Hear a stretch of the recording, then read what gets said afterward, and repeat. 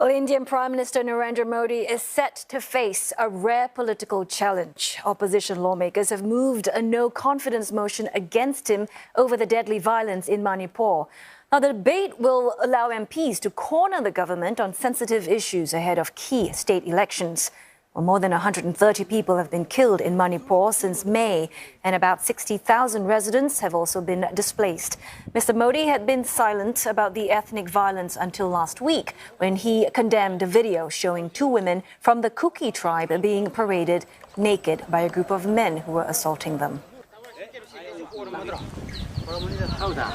And for the very latest, Neha Punia joins us live now from New Delhi.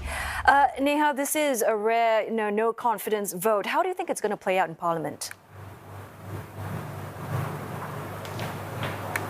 Well, this is actually the second no-confidence motion that Prime Minister Modi is going to face after the last one in 2018, which he won. And just like that one, most experts say there are unlikely to be any surprises here, given that the BJP, Prime Minister Modi's party, holds majority in the lower house or the Lok Sabha, where this motion of no confidence has been brought in. Now, rules mandate that any member of parliament can put forth a motion of no confidence if he enjoys the support of 50 members of the house, which is where you have elections held too, which is where the general public elects members of parliaments too as well. Now that's happened. You have the Congress's Gaurav Gogoi who brought this motion in.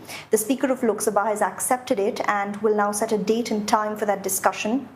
That debate must take place within 10 days of that motion being accepted, so it's likely to happen next week. But there's going to be no question of the end result. It's going to be a foregone conclusion because Prime Minister Modi's party, the BJP, holds about 302 seats. To pass a no-confidence motion, you need about 272 MPs to vote for it. The coalition of opposition parties who formed the alliance called India, which is an anti-BJP alliance, together they only have about 144 seats. So it's quite likely that Prime Minister Modi's party will win this motion of no confidence, but what will happen is when that date for discussion is held, you will have the opposition parties explain what they think are the government's shortcomings. In this case, they will discuss the security situation in Manipur. They've claimed repeatedly that Mr. Modi's party, the BJP, which is in power in Manipur as well, has failed to stop the systemic ethnic violence and clashes we've seen there. And this is a ploy, they say, to get a discussion on the issue, which the government so far has denied them. The treasury benches or the government benches will then respond, and it's quite likely that Mr. Modi will speak on that. All right, Neha, so no surprises there. As you've mentioned, it's unlikely this motion will pass, given that BJP's got a majority in Parliament. But what about the impact on PM Modi's government, given that, crucial elections are coming up? Absolutely. This is a strategic move, and the opposition is also calling this a battle of perception. They're saying they're not in this to win that no confidence motion. They're not trying to get the government to prove whether or not it enjoys majority in the House, which it clearly does. It's simply a way to tell the country, they say, that the government has failed the people of Manipur.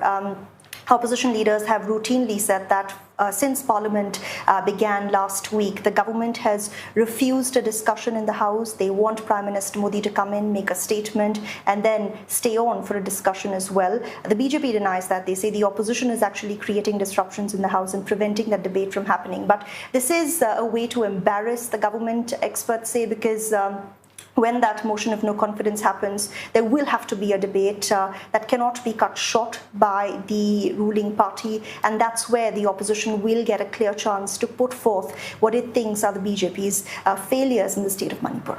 All right, we'll be looking out for that, and I'm sure we'll be speaking to you again. Thanks very much. Neha Punia speaking to us live from New Delhi.